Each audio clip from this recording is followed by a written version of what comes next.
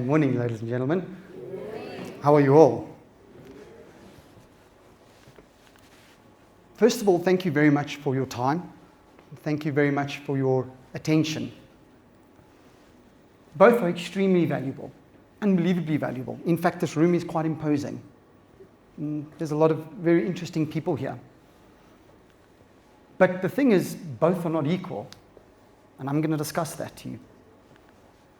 Today I get to speak to peers, and today I get to speak about peer problems. And you see, the thing is, I know exactly who you are, and that's because it's my job. My job is to know exactly who you are. What do I mean by that?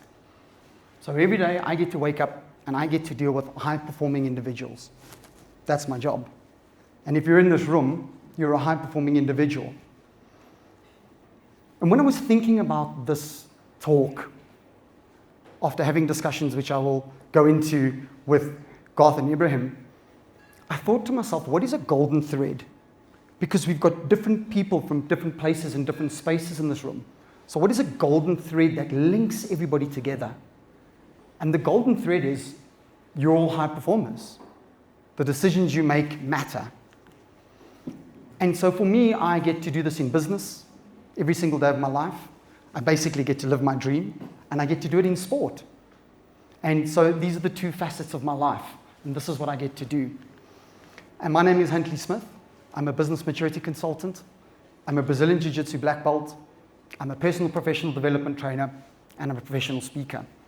And the reason I'm bringing in this for you is because I want you to understand who I get to deal with every single day. I get to deal with executives. I get to deal with professionals. I get to deal with people who are competing at world level. And so I love the idea of working with high-performing individuals. And so when I said to you that today I get to work with my peers, I mean that. And I said that we get to speak about, and one last thing, I'm ex-COO insurance. And it is probably one of my primary industries. It's the one that I worked in the longest before going out into consulting. And it's a very, very deep passion of mine because I saw the insurance industry take young people with no qualifications, give them a qualification, give them an industry, and take them from 0 Rand to 30,000 Rand, to 50,000 Rand, to 80,000 Rand. And that was incredible. I mean, who can do that? And it is these types of organizations, these insurance companies, these banks, this finance and industry that I really fell in love with. I fell in love with this ability for us to do these for these young people. And so I understand the insurance game. I work in the insurance game. I work with insurers, maybe in this room. And I also work with UMAs. And I've been a COO. So I understand the COO level. I understand that C-suite level. And that's why I'm telling you this, because I want you to understand that I'm not standing here as a professional speaker. This is a hobby, right? The real job is working with businesses. Okay, this is fun. This is what I do. Some people knit, right? This is what I do. I also cuddle grown men in pajamas in terms of Brazilian Jiu-Jitsu. So let's put that aside though. Right. So what is my job? What is really my job? And I actually thought about this for the very, very first time in putting this presentation together. What is my job? Well, my job is to understand the mind of high-performing individuals. That's it. What a great job. What a great thing to be able to do. And so I sat with Garth and Ibrahim. One moment, please.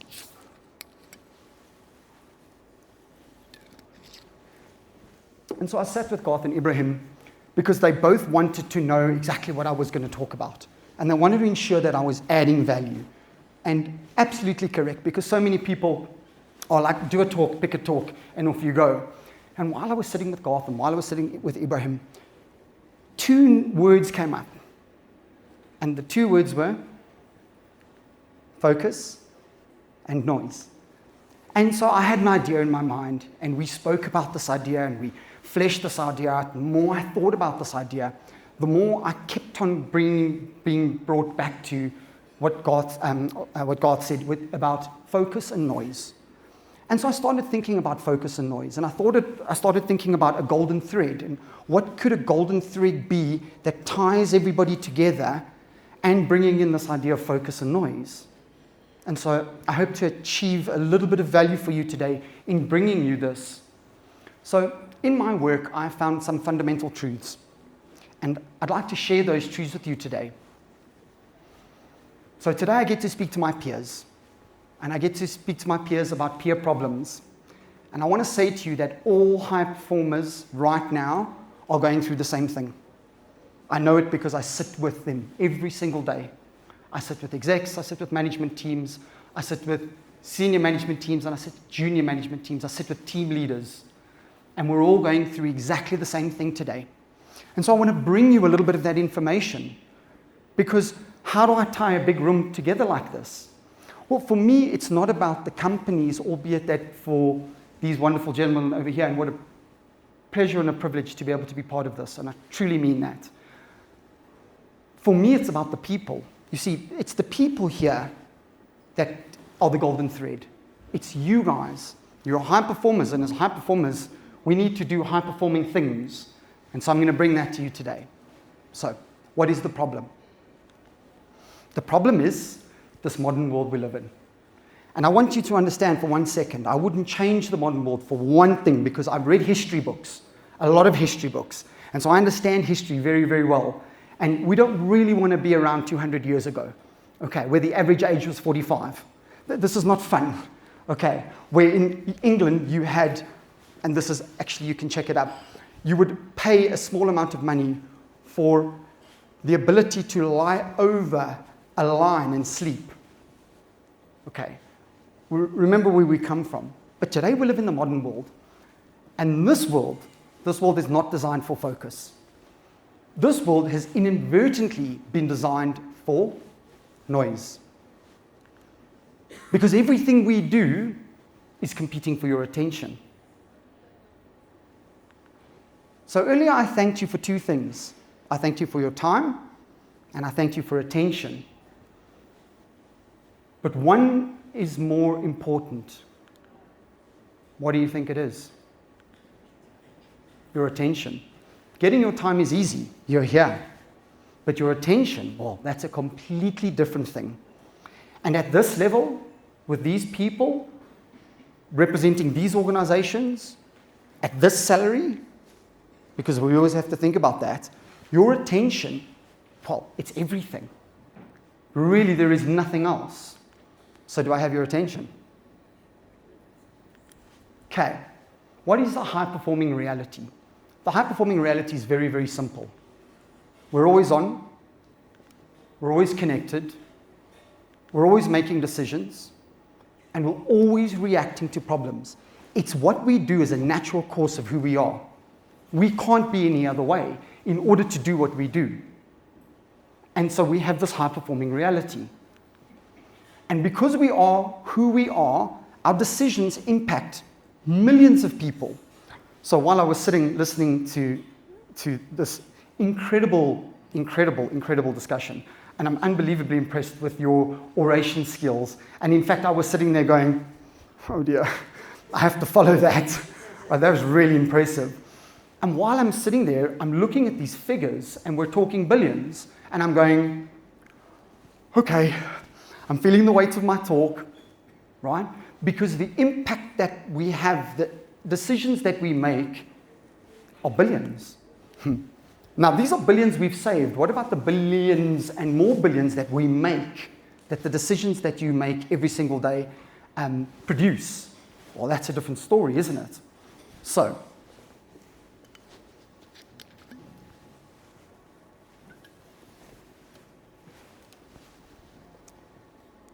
it is imperative that we make our decisions matter.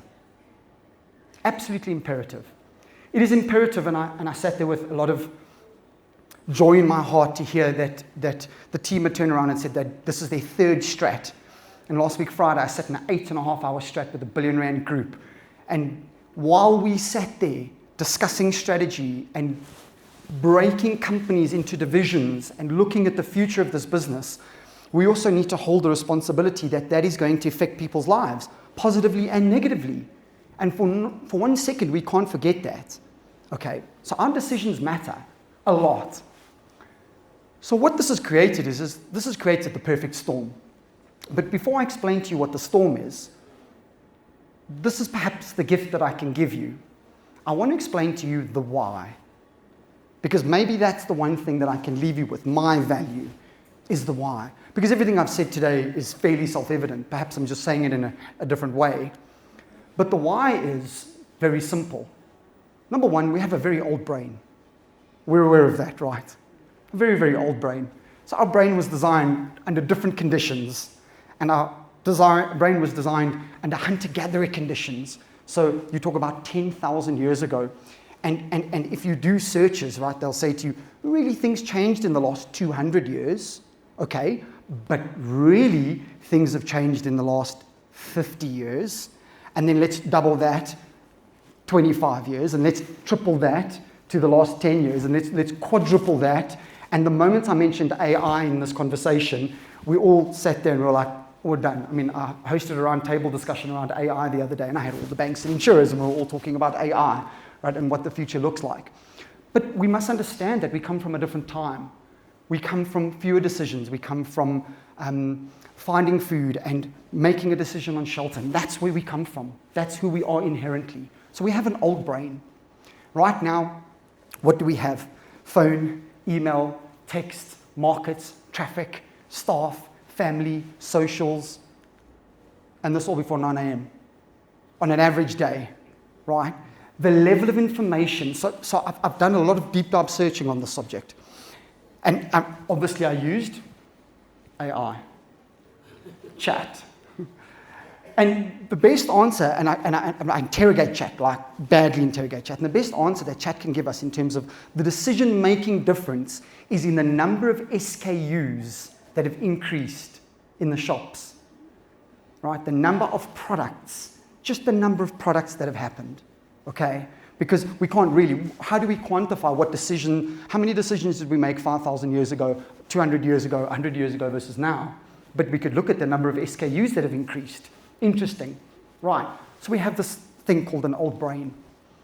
And an old brain creates this thing called an evolutionary mismatch. Now, what's an evolutionary mismatch? 5,000 years ago, I'm with tribe. Can you all picture me in a onesie? Right? And off we're hunting, and while I'm hunting, on the left-hand side, I see a berry tree. So now I'm going to ask you a question. What do I do with those berries?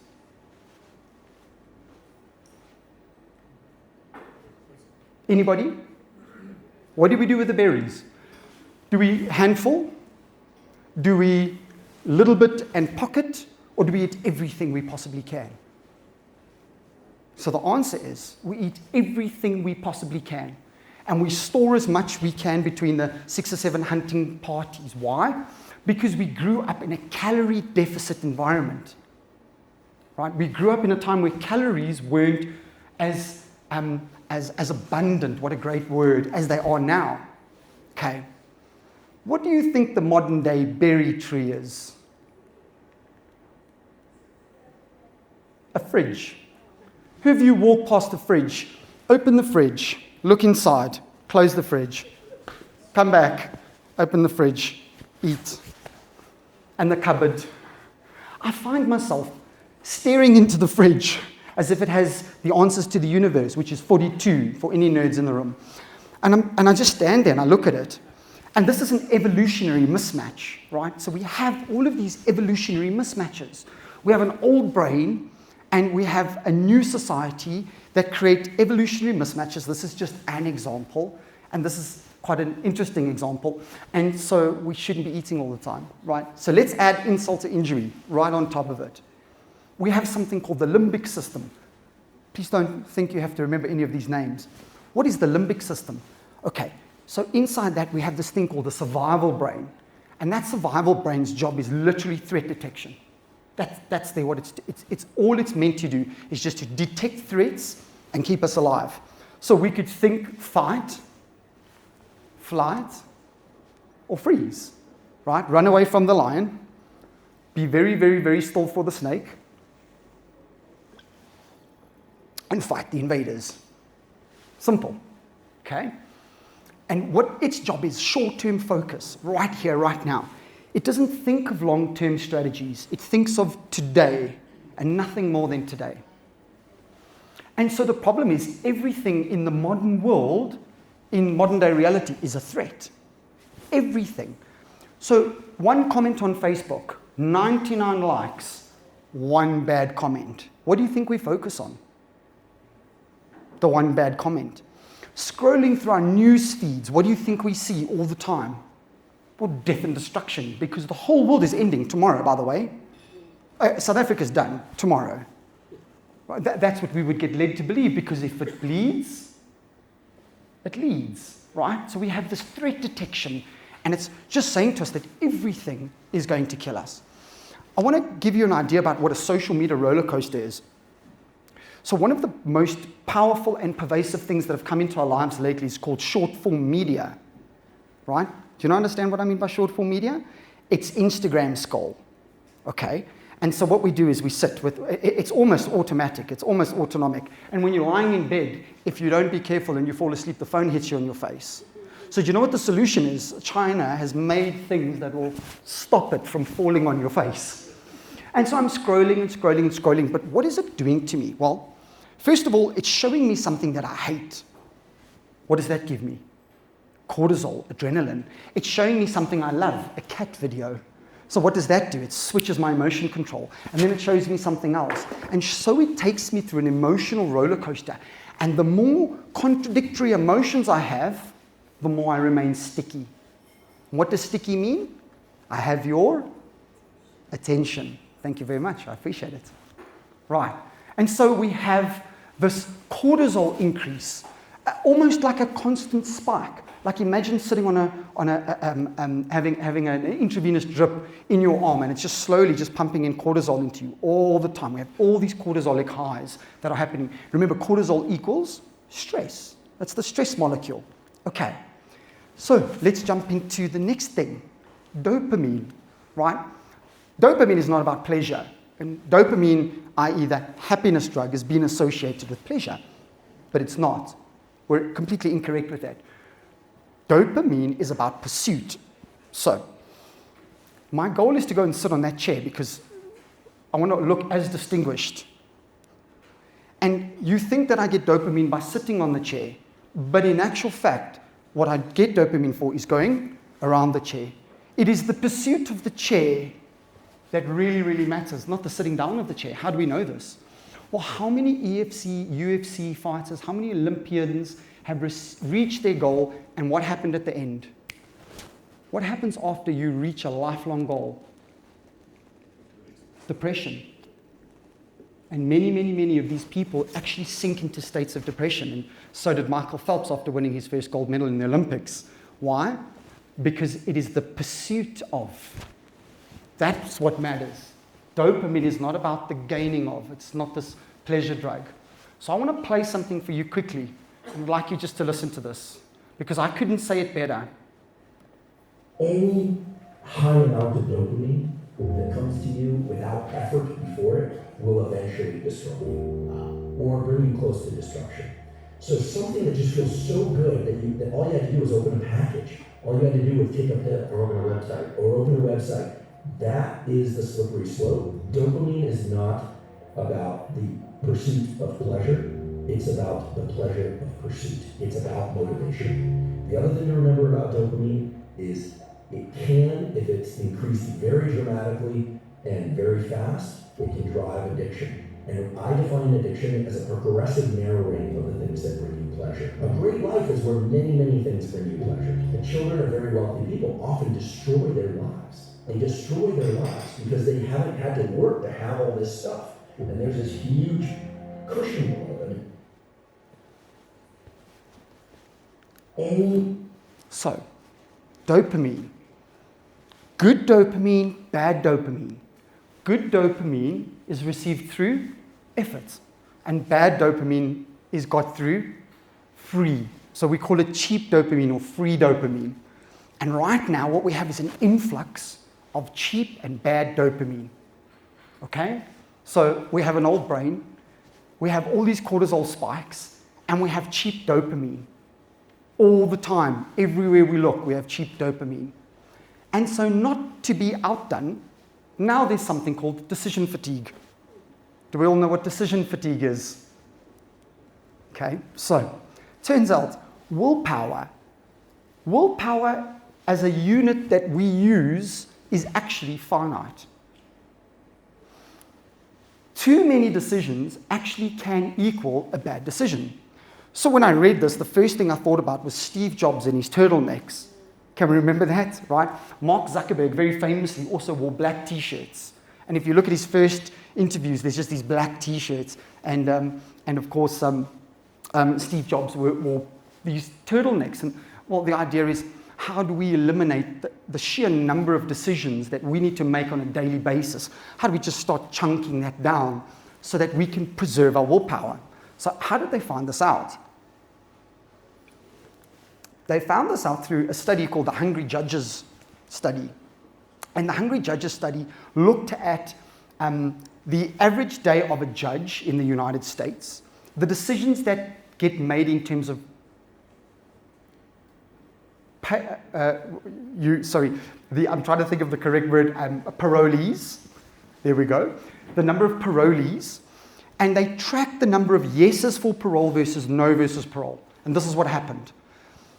In the beginning of the day, high parole yeses. As we hit lunch, low parole yeses. After lunch, high parole yeses. And slowly towards the end of the day, less parole yeses. So basically, your parole, the percentage of likelihood of you receiving parole depended on when. Early in the morning, highest likelihood. Just after lunch, less likelihood. And everything below that, precedingly worse. Okay, so we need to preserve this willpower. All right, it's unbelievably important for us to understand that we have this willpower. So we have bad decisions. We have an old brain. We have a cortisol highs. We have an increase in bad or cheap dopamine. And finally, we have this idea of finite willpower. And so now I have a question for you. What is the most important thing to protect? Your attention. It's not your time anymore. Time is important, right?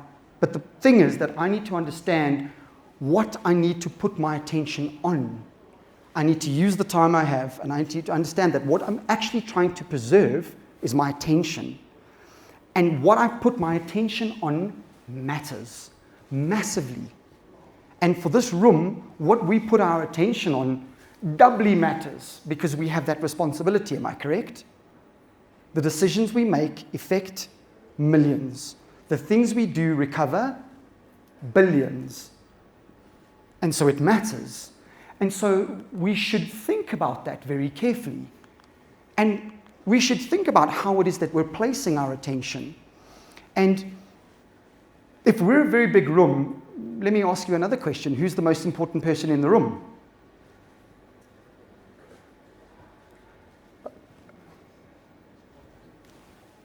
You. Okay? You are the most important person in the room. So you need to be asking yourself, not where does your organization place its attention? That matters. Where do you place your attention? Okay? Where should we be placing our attention? Our mental states? Our physical states? Right? So we can think of this as the software that drives the machine, and we can think of this as the meat vehicle. You kind of get one, and when it's gone, what happens? We need to think of the relational side of things, our friends, our family, and the community. And we need to think about our professional. And finally, we need to think about whatever it is that sets our soul on fire. That's what that word is for me, right? I find a lot of joy in jiu-jitsu. Again, I hug grown men in pajamas. So it's not as cool as it sounds, right? But I find a lot of joy in that. I find a lot of joy in the pursuit. And so when I'm referring to that word, that's what I'm referring to, right? And finally, we could think of all of this as the pillars of life. We could think of this as the departments of HuntleySmith.com. And my departments better be functioning, because if they're not functioning, what happens? The company fails. Correct? And so what is the perfect storm? The perfect storm is when our attention, the most important thing that we possibly have in this room, and maybe we could say the most important thing in this room is our cumulative attention, right? And right now, thanks to the Insurance Crime Bureau, it's here. And we have this old brain, we have cheap dopamine, we have an increase in cortisol, stress, we have this threat detection going off all the time, we have finite willpower, and we have constant stimulation. And so what do you think happens to our attention? It is self-evident that this is what goes on. It gets squashed behind all of that. And yet it's the thing that we need to protect the most. And so what is the result? Noise. And this is where I couldn't stop obsessing about what the team had said to me when I spoke to them. And I kept on thinking about noise, noise, noise, noise, noise. So who's the most famous person right now out there talking about noise? And probably who does it the best now? Love him or hate him, Elon Musk, my man. But he's very famous for the following: focus on signal over noise. Unbelievably famous. And love him or hate him, he's fairly successful. Agreed? I mean, he's done some stuff. He's built some companies. He knows about signal versus noise, right? He really understands it. So signal, in this instance, is what matters, and noise is kind of everything else, right? And he's famous for saying, don't waste your time on stuff that doesn't actually make things better, because often we waste our time on things that don't actually matter, because we're in the noise, right? We're not in the focus. We don't have that attention. And so what are high performers actually after? What is everybody in this room actually after? So when I sit with my clients, I often talk about two different concepts: BAU versus non-BAU. Okay, so the consultant acronym for that is business as usual versus non-business as usual, right? And for me, the word that I love using the most is what moves the needle. Because now you're trying, if you say that word and we're in a conversation, basically you're hitting on me. Okay, I'm that happy. Okay, because it's not about the effort that we put in, it's about how the effort that we put in moves the needle. That's what we're actually after. High performers want to move the needle. It's what I want to do every single day of my life. I want to move the needle for my clients, I want to move the needle for myself, and right now I want to move the needle for these wonderful gentlemen over here, and for all of you. That's why I'm here. I'm trying to show you something, right? But moving the needle requires strategy, it requires focus, and it requires not just signals, but knowing the right signals. And that's what we've got to think about. What are the right signals? What are the right things to do? And so I want to pose a hypothetical to you. What about this idea of living a designer life? Should we be living a designer life? What does a designer life mean? And I really like this statement. I really like this concept of a designer life. Well, the thing is, if you do not design your environment, what do you think your environment is going to do to you right now? It will design you. Why? Because it's been designed to do that. Simple. Because the one thing that the whole of society is after is what? Your attention. There are entire industries that are giving products away for billions of rands in order to capture one thing: your attention. And if you're not paying for it, you're the product, right? And so in many instances, we are the product, and we're the products of our environment. And our environment has created consumerism. And is there some big nefarious force behind all of this guiding? I don't believe so. What I think is a very simple value exchange. We build products and we enjoy those products, and because we enjoy those products, we build more products, and because we enjoy those products, we build more products. And so things just happen. And we're now currently sitting in a bell curve. And the bell curve is that over the last while, these products have become easy. And so everything is easy. And it pulls your attention. And so we're so distracted with society's noise that we forget to focus on the most important thing: you and your attention. And that's what I would like to vehemently put forward to you that you start taking back. Right. So, what could be done to protect this very, very important asset? And there's a mental model that I speak about when I'm training and when I'm working with businesses, and especially when I'm doing things around future planning. The moment I say to you, let's start future planning for your business, the business owner immediately goes into a catatonic state, right? Why? Well, because by asking him, it means he needs to think and commit. So I'm not asking you to think and commit. I'm asking you to take on a mental model called think, could, or would. What could you do? Well, you could do just about anything. Let's put away what would you do. Because what would you do, it puts us in a different mental state, right? Because now I need to start making some commitments. And in order to make commitments, let's not put anything on the table because it's easier not to. So if we played a mental game called what could we do, I can give you some ideas of things you could do. It's your responsibility and your accountability as industry leaders, as high performers, as players, to decide what you would do. So we could protect our evenings. We could plan deep work. What does planning deep work look like? Bill Gates and the like spend many, many different periods over the year going away for 3 days and reading books, right? And that's deep work, disconnecting. We could go back to something very old, something like walking. We could go back to nature. We could eat dinner without our screens. And for anybody who has children, you could eat dinner without your screens. Okay. We could also manage our notifications. Definitely start managing our notifications. We could schedule thinking time. We could build back boredom. So, who of you, when last were anybody in this room actually bored?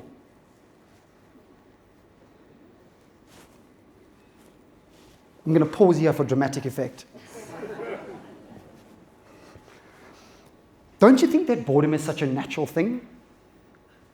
And what is it that I do when I'm bored? I say as I reach for my phone. And let me show you what's even worse.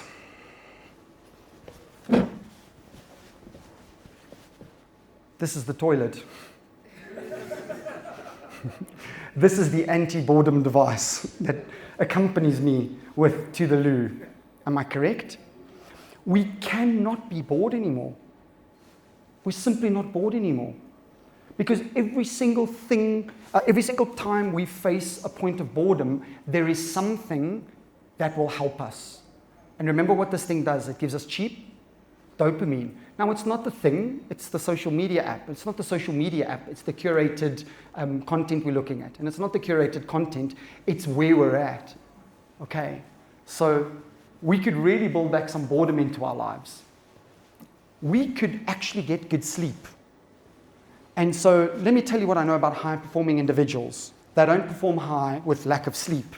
And in fact, 2-3 days worth of sleep is equal to you being drunk, right? Or at least the equivalent of. And any further than that causes hallucinations. Okay, so when I'm working with people, especially when I'm working with business owners, the first thing I'm like, how's your sleep? Terrible. Don't you think you should fix that? Just, I don't know, for the next 20 years of your life? We could build back exercise, self-evident.